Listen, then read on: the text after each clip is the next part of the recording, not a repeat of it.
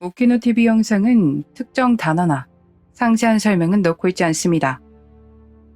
영상 시청 전에 커뮤니티에서 글을 확인하신다면 훨씬 더 도움이 되실 거라 생각됩니다. 28세 마리안 니키 메카오는 인디애나주 리치몬드에서 살며 교도관으로 일하고 있었습니다. 그녀는 결혼 3주 전에 실종되어 사라졌습니다. 마리안은 1973년 1월 6일 인디애나주 리치몬드에서 태어났습니다. 10명의 형제들 사이에서 그녀는 니키로 불렸다고 합니다. 조숙한 아이로 스스로를 돌볼 줄 알았으며 어른스러웠습니다. 그녀의 약혼자는 그녀와 고등학생 때 만났습니다. 바비의 학년이 조금 더 높았답니다. 그의 소문이 바람둥이라는 이야기가 있어 알고는 지내되 가까이 두지는 않았습니다. 시간이 흐르며 바비는 캘리포니아로 이사를 갔고 흐지부지한 사이가 됩니다. 19살이 된 니키는 스티븐이라는 남자를 만나 예쁜 딸을 낳았고 굉장히 헌신적인 엄마가 되었습니다. 니키의 가족들도 그녀가 정말 오롯이 자녀를 위해 살았다고 해도 과언이 아니라고 말했습니다. 니키의 가족들 모두 스티븐을 좋아했습니다. 괜찮은 사람이라 생각됐거든요. 하지만 그가 실직이 되며 두 사람의 관계가 삐걱댔고 헤어지게 됩니다.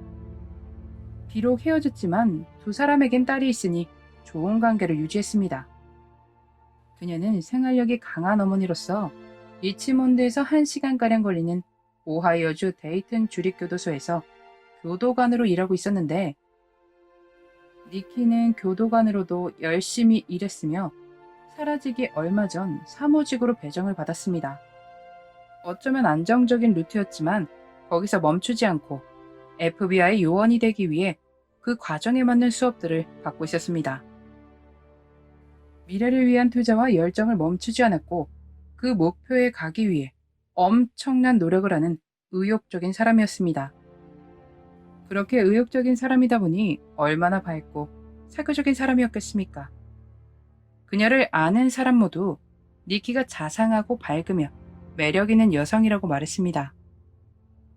이별이 있으면 만남이 있습니다. 바비가 1998년에 리치몬드로 다시 돌아왔고 니키와 연락이 닿게 됩니다. 그런데 바비가 변해 있었습니다. 소문이 안 좋다 보니 피했었는데 다시 만난 그에게서 예전의 모습은 찾아볼 수 없었고 굉장히 매력적인 남성이었던 겁니다. 사실 바비는 니키의 첫사랑이었습니다. 그러다 보니 그와 함께하는 모든 시간들이 정말 행복했습니다. 사건이 일어난 그날 두 사람은 교회에 들렀고 곧 있을 결혼식에 입을 턱시도 치수를 맞추고 쇼핑몰에 들렀습니다. 그 후에 니키는 코인 세탁소에 갈 예정이었습니다. 빨래 운반이 힘들 것 같아 두 사람은 차를 바꿔 모는데 니키는 바비의 SUV를, 바비는 니키의 차량을 운전합니다. 나 4시에서 5시 사이에 집에 올 것 같거든? 그때 청첩장 준비하자. 그것은 바비가 니키로부터 들은 마지막 말이었습니다. 그녀는 딸을 부모님 집에 내려준 뒤 코인 세탁소에 갔습니다. 빨래를 돌리고 그녀는 서둘러 짐을 챙겨 세탁소를 벗어나 부모님의 집으로 돌아옵니다. 소름 끼쳐. 엄마 세탁소에서 이상한 사람들 만났다? 진짜 짜증나. 니키는 엄마에게 코인 세탁소에서 있었던 일을 털어놓았습니다. 자신이 세탁소에 있는 동안 어떤 두 남자가 와 괴롭혔다 합니다. 그러며 굉장히 불안했습니다. 니키 엄마는 그녀를 진정시키며 빨래를 가져와 우리 집에서 말리면 된다고 다독였습니다. 엄마, 그럼 빨래 가지러 다녀올게요. 그렇게 진정된 니키는 웃으며 부모님의 집을 나섰습니다. 그게 그녀의 마지막 모습이었습니다. 오후 4시 30분, 바비는 옷 치수를 맞추고 집으로 돌아왔는데 아직 니키가 돌아와 있지 않았습니다. 그래서 좀 늦나 보다 싶어 소파에 앉아 TV를 시청합니다. 그렇게 6시가 되었습니다. 그럼에도 니키가 전혀 연락이 없자 이상함을 느끼게 됐고 그녀의 집으로 전화를 걸었습니다. 아니, 니키 아까 잠깐 집에 들르고 다시 나간 뒤로 못 봤는데. 이제 모든 가족들이 그녀를 걱정하기 시작했습니다. 딸을 이렇게 늦게 데리러 온 적이 없었는데 전혀 연락도 없이 오지 않는다는 건 있을 수 없는 일이었습니다. 혹시 그녀가 직장에서 연락을 받아 출근을 한 것이 아닌지 생각이 들었습니다. 그리고 병원에도 확인 전화를 걸었지만 그녀에 대한 이야기는 들을 수 없었습니다. 그래서 그녀가 출근하는 루트를 확인해 보기로 했습니다. 혹시 그 라인에서 사고를 당했을지도 모른다는 생각 때문이었습니다. 아무리 노력을 해도 그녀의 행방을 찾을 수 없자 밤 11시 실종 신고를 넣게 됩니다. 죄송하지만 실종 신고는 72시간 뒤에 해주시겠습니까? 성인의 실종 신고는 72시간이 지나고 나서야 접수가 가능했습니다. 경찰은 그러며 곧 결혼식이라 겁을 먹었을지도 모르죠. 라는 말로 안심을 시키려고 했답니다. 그녀의 실종에 대한 수사는 교도소 교대 시간이 이루어지지 않으며 시작됩니다. 니키가 엄마에게 말했던 두 남성에 대해서는 목격자가 없어 확인이 어려웠지만 빨래방 근처에 있는 가게에서 물건을 사고 나오는 니키의 모습이 담긴 CCTV 화면을 확인했습니다. 니키에겐 별다른 이상은 없어 보였습니다. 경찰들은 그녀의 차량을 찾기 위해 헬기를 띄웠습니다. 가족들도 그녀를 찾기 위해 나름대로 수색을 하고 정보를 수집하려 했습니다.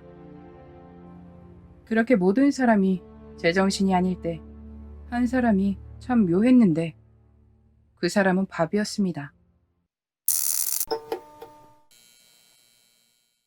니키의 동생 말에 따르면 그는 항상 깨끗했다고 합니다. 가족 중 누군가에게 이런 일이 생긴다면 모두 엉망일 거예요. 하지만 그는 아니었어요. 그는 마치 언제든 사진 찍힐 준비가 되어 있는 사람 같았어요. 그는 깨끗했고 옷도 잘 차려입고 있었다고 합니다. 실제로 방송 대부분의 인터뷰를 그가 도맡아 하고 있었습니다. 그를 한번 의심하니 점점 이상한 부분들이 보이기 시작합니다. 바비는 니키의 결혼 반지를 돌려달라고 했으며 예식장을 취소하고 환불을 요구했습니다.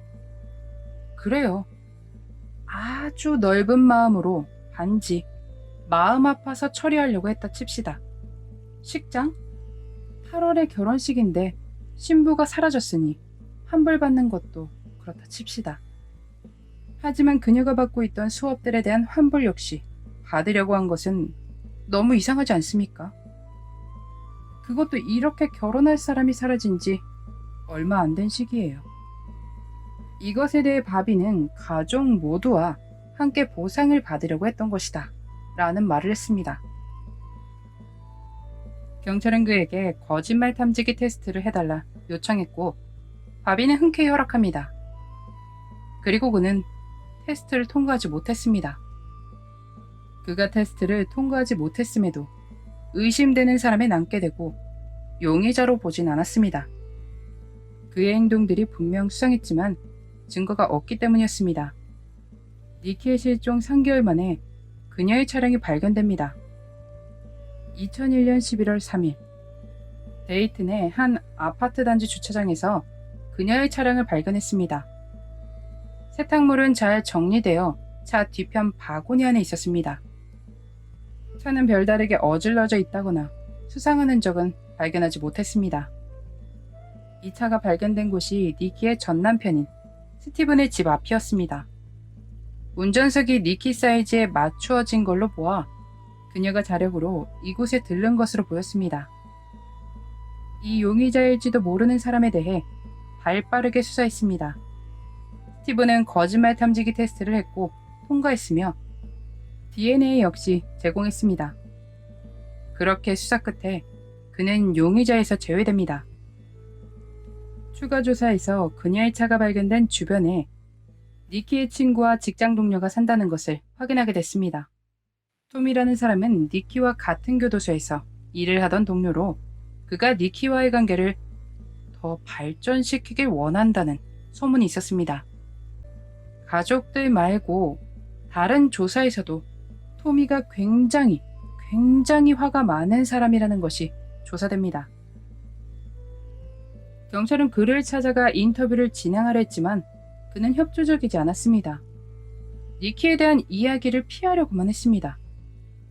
그를 염두에 두고 조사를 벌이는 이 와중에 토미가 교도소를 그만두는 일이 발생했는데 경찰들은 교도소장이 그에게 경찰들이 토미를 용의자로 보고 있다 라는 말을 흘린 것이 아니냐며 소장과 논쟁을 벌였고 경찰 쪽에선 그의 사임을 원했습니다.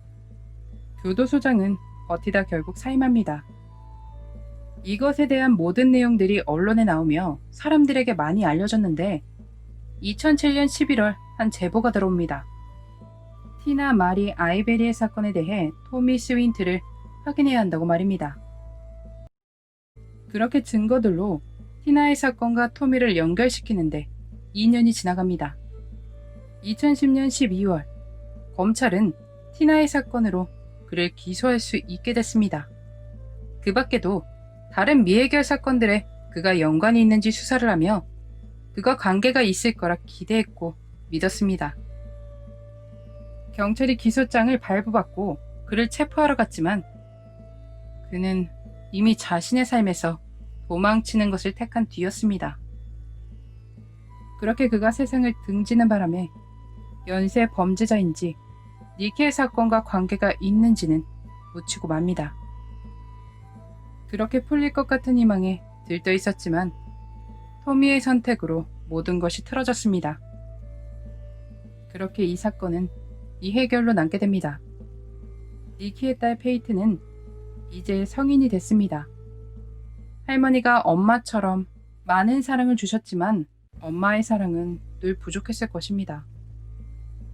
규칙이니까 그런 것이지만 첫 번째 실종 신고 전화에서 바로 수색을 했었더라면 어땠을까 아쉬움이 남습니다. 현재도 그녀의 사건을 놓지 않고 경찰은 수사를 하고 있다고 합니다. 아직 니키를 찾지 못했으니 그녀가 어딘가에서 잘 살고 있었으면 좋겠습니다. 혹시 니키와 닮은 사람을 목격하신 분이 계시다면 이 번호로 연락 부탁드리겠습니다. 세탁물을 가지러 나간 뒤 사라진 예비 신부 니키의 그날의 미스터리였습니다.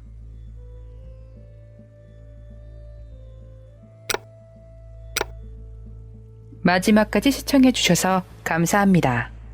좋아요와 구독은 저에게 큰 힘을 줍니다. 오늘 하루도 수고하셨습니다. 좋은 밤 보내세요.